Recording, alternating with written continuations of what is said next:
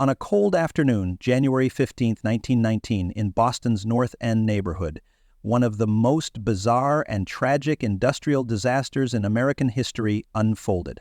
At precisely 12:30 p.m., a massive steel storage tank containing roughly 2.3 million gallons of molasses catastrophically burst open, releasing a tsunami-like wave of thick, sticky syrup that tore through the streets with devastating force. This disaster is now known as the Great Molasses Flood, and it left a dark mark on Boston's history, killing 21 people, injuring over 150 others, and causing millions of dollars in damage. But it's not just the tragedy that makes this event unforgettable. It's the sheer oddity of the cause, the scale of destruction, and the shocking aftermath. The molasses tank was owned by the Purity Distilling Company, part of the booming alcohol and sugar refining industry in early 20th century Boston.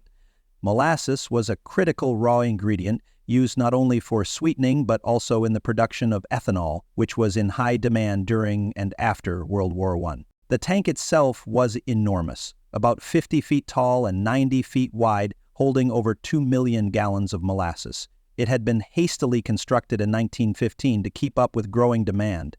However, early on, there were signs of trouble.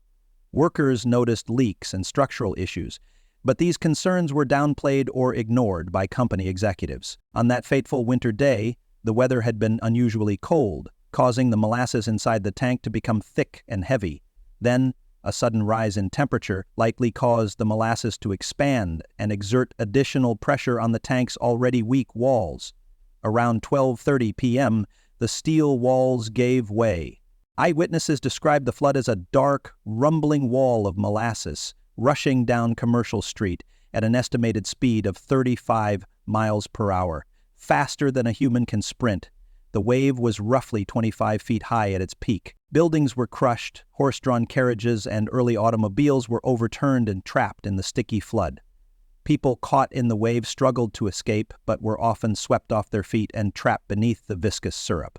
Rescuers faced unimaginable difficulties trying to reach victims, as the molasses clung to everything it touched. One harrowing account tells of a young girl who survived by climbing a tree, barely escaping the flood's path.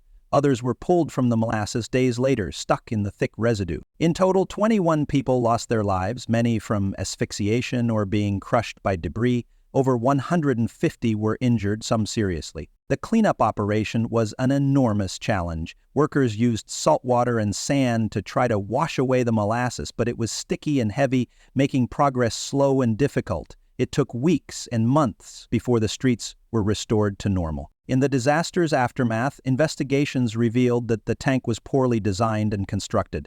The steel used was thinner than recommended, and the rivets holding the tank together were insufficient.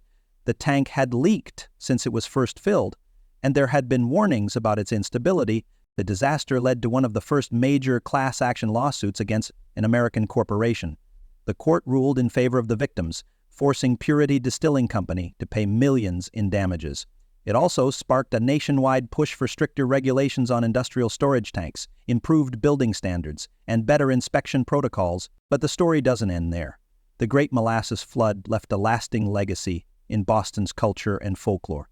For decades after the flood, residents reported that on hot summer days, the smell of molasses would waft through the streets, a sweet but eerie reminder of the disaster. Scientists and engineers have studied the flood extensively, examining how a liquid as thick as molasses could move so fast and cause such destruction.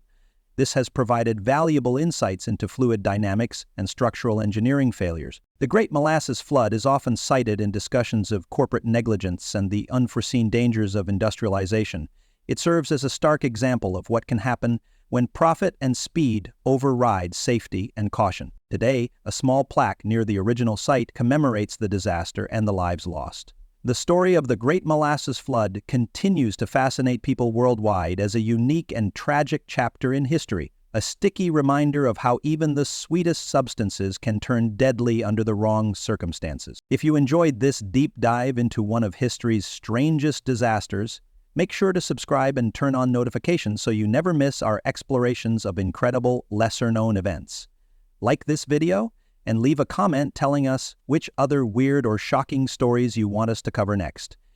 History isn't always black and white. Sometimes it's sweet, sticky, and unforgettable. Thank you for watching.